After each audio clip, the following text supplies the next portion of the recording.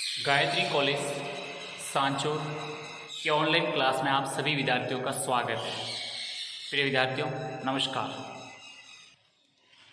BA second year राजनीति विज्ञान विषय में हम हमारे राजनीतिक विचारक बेंथम का अध्ययन कर रहे हैं और बेंथम के उपयोगितावाद के संबंध में विचारों का हम अध्ययन कर रहे हैं। हमने हमारी पिछली कक्षा में बेंथम के उपयोगितावाद के बारे में हमने कुछ सामान्य परिचय और उसके बाद में शुरुआत कर ली थी। हमने ये देखा कि बेंथम जिस अपने विचारधारा में या अपने चिंतन में सबसे जो महत्वपूर्ण स्थान देते हैं वो है उनका उपयोगितावाद। ठीक है, अब उपयोगितावाद क्या है? एक प्रकार का नैतिक सिद्धांत है। अब इस नैतिक सिद्धांत को बेंथम अपने राज्य के कार्य क्षेत्र में लागू करने की बात को स्पष्ट करते हैं। अब बेंथम ने क्या किया कि अपने समय की जो भी तत्कालीन समय की नैतिकता के संबंध में जो भी धारणाएं थी उन सभी धारणाओं को खंडन किया। ठीक है, और इस उपयोगिता को ही उनके जीवन, उनके मानवीय और नैतिकता के संबंध में उनका महत्वपूर्ण आधार बनाया। ठीक है, ये कहते हैं कि ईश्वर की इच्छा और धर्मशास्त्रों के अनुकूल है वह अच्छा है और जो उसके विपरीत है वो बुरा है। ठीक है, इसी आधार को उन्होंने मानते हुए पूरा अपना उपयोगितावाद का सिद्धांत दिया है। दूसरा उन्होंने ये कहा था कि मेरी जो विचारधारा है, मेरा जो विश्वास है वो ये है कि मैं सुखवाद में विश्वास करता हूँ, सुख की प्राप्ति में विश्वास करता हूँ। ठीक है, इसलिए वो कहते हैं कि हम जो मनुष्य हैं सुख और दुख, जिसको दूसरी भाषा में कहें प्रसन्नता और पीड़ा, प्रसन्नता या पीड़ा या सुख या दुख, ये हमारे मनुष्यों के सार्वभौम शासक हैं, यूनिवर्सल हमारे शासक हैं, रूलर हैं। अर्थात स्पष्ट किया इन्होंने कि प्रकृति ने मानव को सुख व दुख नामक दो प्रभुत्वपूर्ण स्वामियों के शासन में रखा है। हमारे स्वामी कौन है? एक सुख है और दूसरा दुख है। हमें क्या करना चाहिए और क्या ना करना चाहिए, हम क्या करेंगे और क्या ना करें, ये हम तय नहीं कर सकते, वही तय कर सकते हैं। कौन? सुख और दुख। ठीक है, इसलिए ये कहते हैं कि हमें कौन सा कार्य करना चाहिए और कौन सा नहीं करना चाहिए, ये हम निर्धारित नहीं करते, ये हमारे सुख और दुख निर्धारित करते हैं। ठीक है, इसलिए बेंथम कहते हैं कि मैं हमेशा कार्यों के उद्देश्य की अपेक्षा उसके परिणाम पर सबसे ज़्यादा महत्व देता हूँ या उस पर सबसे ज़्यादा ध्यान केंद्रित करता हूँ। क्यों? इसका एक तर्क देते हैं कि कोई काम किस उद्देश्य से किया जाता है इसका कोई महत्व नहीं है। महत्व इस चीज़ का है कि उसका परिणाम क्या है। मैं जो कार्य करूँगा उसका परिणाम क्या निकलेगा, मुझे इससे सुख की प्राप्ति होगी कि दुख की प्राप्ति होगी। ये इसलिए आप समझेंगे कि बेंथम है वो कार्य के उद्देश्य की अपेक्षा परिणाम पर सबसे ज़्यादा महत्व दे रहे हैं। ठीक है, इसलिए कहते हैं कि जो वस्तु हमें सुखद अनुभूति देती है वो हमारे लिए अच्छी है, ठीक है और उपयोगी है, लेकिन जिस वस्तु से हमें दुख की अनुभूति होती है वो हमारे लिए बुरी है, गलत है, अनुपयोगी है। आप समझ सकते हैं। इसलिए उन्होंने इस सुख दुख की जब बात करते हैं तो उन्होंने सुख दुख के स्वरूप का भी उन्होंने उल्लेख किया, बताया है कि 14 प्रकार के सुख हैं और 12 प्रकार के दुख हैं। हाँ, ये अलग है कि कई पुस्तकों में 15 बताया, कईयों में 14 बताया, तो आपको कन्फ्यूजन नहीं होना है, इसका कोई महत्व नहीं है। लेकिन आपको ये ध्यान रखना है कि किस किस प्रकार के सुख हैं और किस किस प्रकार के दुख हैं। हमने देखा कि जो बेंथम है वो सुख जो 14 प्रकार के बताए उसमें से उन्होंने इंद्रिय सुख, वैभव सुख, कौशल सुख, मित्रता का सुख, यश का सुख, शक्ति या सत्ता का सुख, कल्पना का सुख, धार्मिक सुख, दया का सुख, निर्दयता का सुख, स्मृति का सुख, आशा का सुख, संपर्क व मिलन का सुख, सहायता का सुख, ये सब प्रकार के सुख बताए जिसके जीवन में, मनुष्य के जीवन में बहुत ही जरूरी है। लेकिन साथ ही उन्होंने कुछ दुख भी बताए, दुख बताए 12 प्रकार के, जिसकी मैंने आपको पिछली कक्षा में पूरी तरह डिटेल से इसके बारे में डिस्कशन कर लिया था, लेकिन एक बार दोहराने के लिए और रिपीट कर लेता हूँ। दुख 12 कौन कौन से? दरिद्रता, भावना, हिचकिचाहट, शत्रुता, अपयश, धार्मिकता, दया, निर्दयता, स्मृति, कल्पना, आशा और संपर्क। ये इस प्रकार के उन्होंने क्या बताए हैं? दुख बताए। ठीक है, तो इस प्रकार से उन्होंने सुख दुख का अलग अलग प्रकार से उल्लेख किया कि इस प्रकार के मनुष्य के जीवन में, अपने जीवन काल में इन प्रकार के सुख दुखों को उसे पाला पड़ता है। अब तय ये करना है कि आपको इससे आपको क्या प्राप्त करना है, सुख प्राप्त करना है या दुख प्राप्त करना है। फिर उन्होंने ये भी स्पष्ट किया कि जो सुख और दुख है उसके 32 निर्धारक तत्व हैं, 32 निर्धारक तत्व हैं। उन निर्धारक तत्वों से ये तय होता है कि आपको सुख मिलेगा या दुख मिलेगा। अपन देखते हैं स्वास्थ्य, शक्ति, कठोरता, शारीरिक कमजोरी, मन की संचलता, ज्ञान की मात्रा, मनोवृत्ति, अनुभव ग्रहण करने की शक्ति, नैतिक पक्षपात, धार्मिक पक्षपात, लिंग, शिक्षा, जलवायु, वंश, आर्थिक स्थिति, ये सब आपके सुख और दुख को निर्धारित करते हैं। जैसे आपका स्वास्थ्य खराब रहता है तो आप हमेशा आपको कभी भी एक अच्छे स्वास्थ्य का अनुभव नहीं हो पाएगा, तो आपके लिए दुख बनेगा। आपके शारीरिक कमजोरी है तो भी आपको दुखी है। मन की संचलता, मन आपका स्थिर नहीं है तो आप किसी भी डिसीजन प्रोसेस में या कोई भी निर्णय करेंगे उसमें आपको बहुत बड़ी समस्या आएगी। ज्ञान की मात्रा, ज्ञान असीमित होता है और ज्ञान की कोई सीमा नहीं होती है। तो ज्ञान अगर ज़्यादा है तो आप एक सुखद एहसास करोगे, ज्ञान बिल्कुल नहीं है, अल्प ज्ञान है तो आप हमेशा दुख से घिरे रहेंगे। आपकी मनोवृत्ति, आपका एटीट्यूड, एप्टीट्यूड, कोई भी चीज़ ग्रहण करने की शक्ति, कोई कुछ ऐसी चीज़ होती है जो जल्दी से ग्रहण हो जाती है, कुछ नहीं हो पाती है। तो ये सब ये कुछ ऐसे आधारित या निर्धारक तत्व हैं जो आपके सुख और दुख निर्धारित करते हैं। तो यहाँ तक हमने ये देख लिया था। अब आगे देखेंगे कि सुख दुख के जो स्रोत हैं, सुख दुख से हमें मतलब जो स्रोत है, मतलब कहाँ से हमें सुख की प्राप्ति होती है, कहाँ से हमें दुख की प्राप्ति होती है। तो जो स्रोत है उनको एक एक करके आज हम समझेंगे, स्पष्ट करेंगे। देखिए, सबसे पहले जो स्रोत बताया गया है वो है प्राकृतिक स्रोत है। इसमें ये समझेंगे कि जब कोई सुख या दुख प्राकृतिक घटनाओं के कारण होता है तो वह प्राकृतिक सुख या दुख कहलाता है। देखिए, आप अगर हमें कोई भी सुखद एहसास होता है, सुख की प्राप्ति होती है, लेकिन उस सुख का संबंध प्राकृतिक घटनाओं से होता है तो फिर हम उसे प्राकृतिक सुख कहेंगे। और अगर कोई प्राकृतिक घटनाओं की वजह से दुख हो गया, न जाने कोई अचानक से ऐसी घटना घटित हो गई और हमको किसी प्रकार का नुकसान पहुंच गया तो वो दुख होगा। तो वो दुख कौन सा होगा? प्राकृतिक दुख। इसलिए ये सुख भी है और दुख भी है। ये जो प्राकृतिक तौर या प्रकृति से जो मिलता है उसको हम कहेंगे प्राकृतिक सुख या दुख। आई बात समझ में? ये चीज हो गया। दूसरा जो स्रोत बताया है राजनीतिक या कानून। राजनीतिक या कानून में देखो कि जब कोई सुख या दुख राजनीतिक व्यवस्था अथवा कानून के कारण मिलता है, जब भी हमें कोई सुख या दुख राजनीतिक व्यवस्था या कानून के कारण मिलता है तो वह राजनीतिक सुख या दुख कहलाता है। देखिए, अगर आप राजनीतिक व्यवस्था में विश्वास करते हुए, उसमें यकीन करते हुए, उसमें संविधान में विश्वास करते हुए आप उसका सहयोग करते हुए कोई आप उसमें काम करते हुए आपको कोई पुरस्कार मिलता है, आपको कोई पद मिलता है तो आपको सुखद एहसास होता है।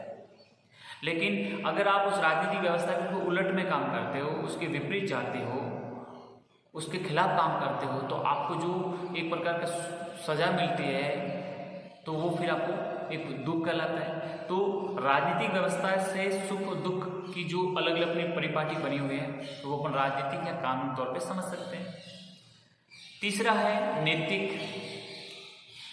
जब कोई सुख या दुख नैतिक दृष्टि से अच्छा या बुरा काम करने पर होता है तो उसे नैतिक सुख या दुख कहते हैं। देखो, नैतिकता हमारे मन का, हमारे मस्तिष्क का, हमारे हृदय का एक आचरण व्यवहार करने का तरीका है।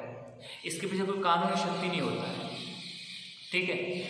अगर कोई हम ऐसा काम करते हैं जिससे, जैसे गरीब पर दया कर दिया आपने, किसी असहाय की सहायता कर दी आपने, किसी दीन दुखी निर्धन वृद्ध की सहायता कर ली आपने कोई परोपकार का काम किया तो आपको उसके बाद में सुखद एहसास होगा, आपको सुखद एहसास होगा, तो ये नैतिक सुख होगा।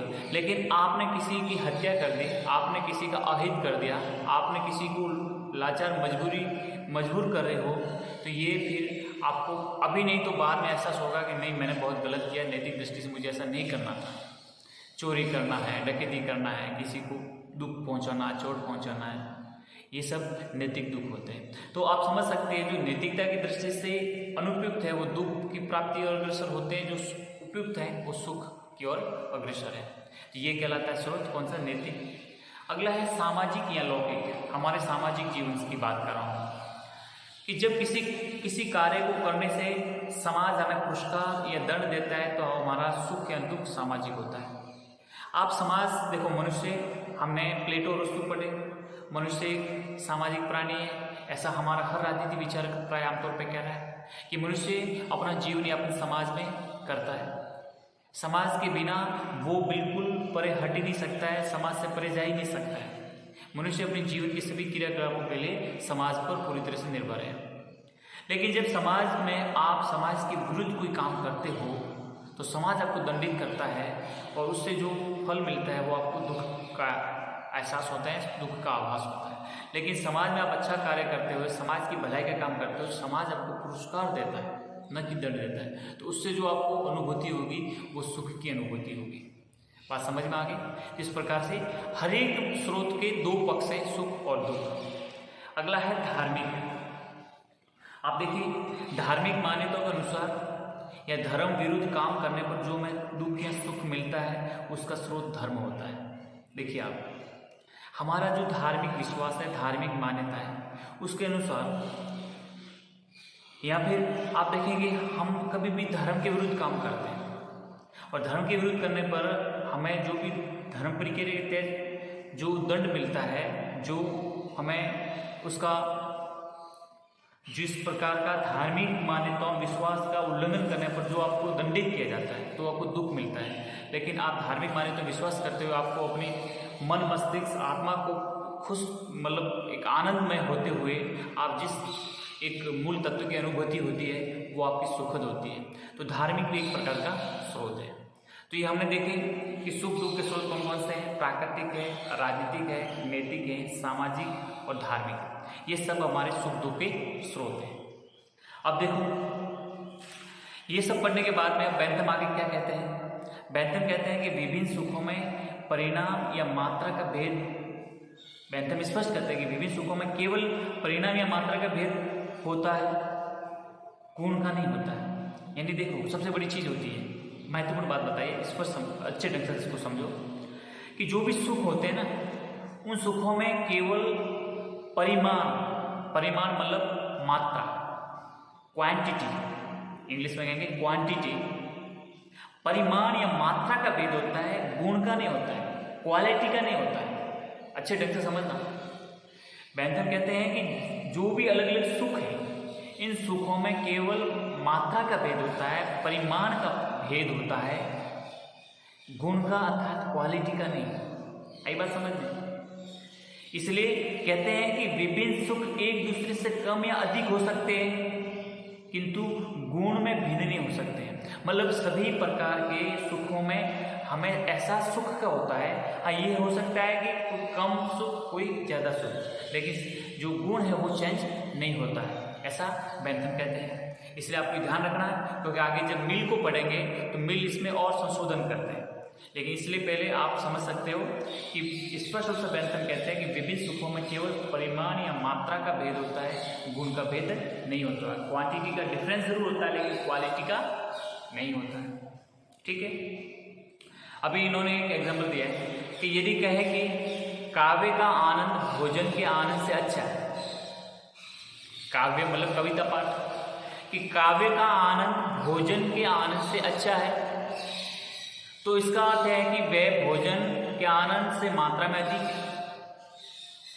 उपयुक्तता के सिद्धांत के अनुसार यह कहना गलत होगा कि एक सुख दूसरे से श्रेष्ठ या निम्न कोटि का होता है। इन्होंने इसका पूरा खंडन हुआ है। इसलिए विभिन्न सुखों में केवल मात्रा का भेद होता है, गुण का नहीं होता है।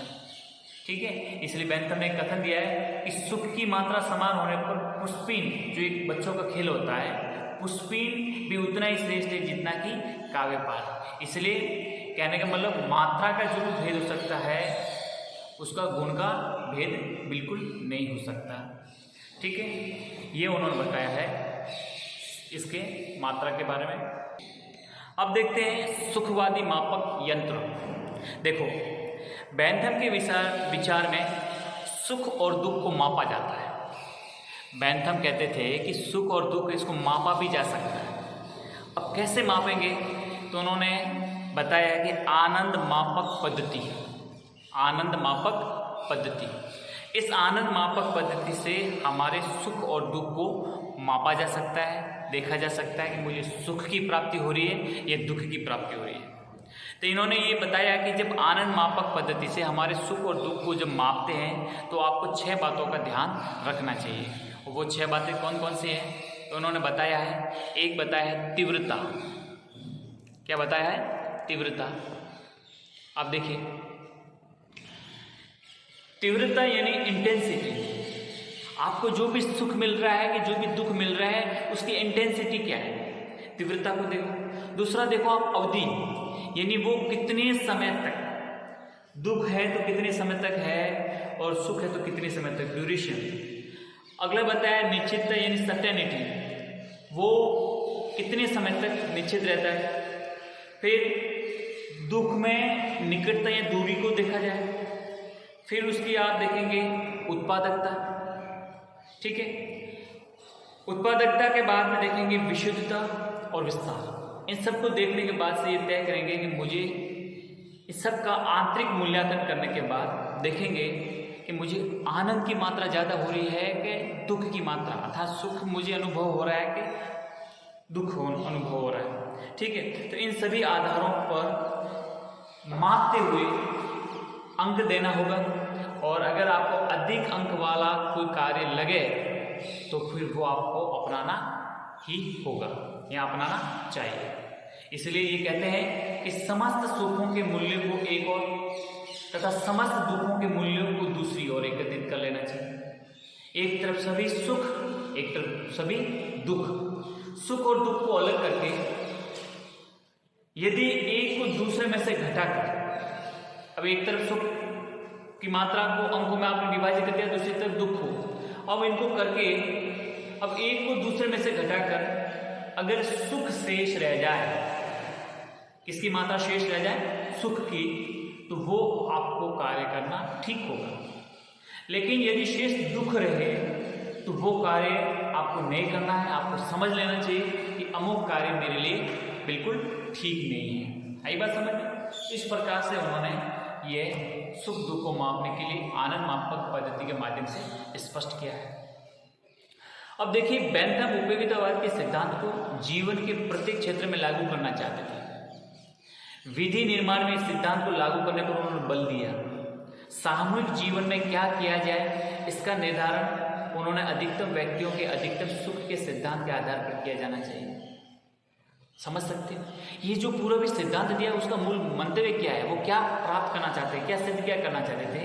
कहते हैं कि मुझे ये जो सुख दुख का स्वरूप है, निर्धारक तत्व है, स्रोत है, आनंद मापक संत, सब कुछ मेरा प्रतिपादन करने का अर्थ यही है कि मैं चाहता हूँ कि व्यक्ति के जीवन में इस सिद्धांत को लागू किया जाए तथा राज्य है वो विधि निर्माण के क्षेत्र में भी इस सिद्धांत को लागू करें।